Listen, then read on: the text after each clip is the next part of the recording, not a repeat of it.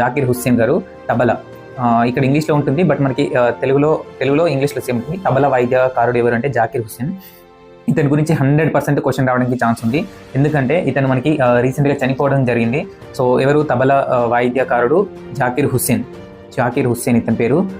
ఇతను చనిపోవడం జరిగింది కాబట్టి ఇతని మీద కొంచెం ఫోకస్ చేయండి.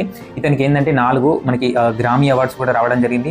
ఇతనికి 1988లో పద్మశ్రీ అవార్డు కూడా రావడం జరిగింది. అంతేకాకుండా 2002లో పద్మభూషణ్ కానీ 2023లో పద్మవిభూషణ్ కూడా రావడం జరిగింది.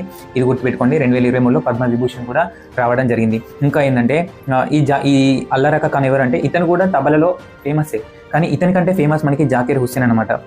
అంతేకాకుండా ఇంకొకటి ఏంటంటే ఈ జాకీర్ హుస్సేన్ యొక్క వైఫ్ ఎవరంటే ఈ ఆంటోనియా మినెకలో అని ఉంటుంది.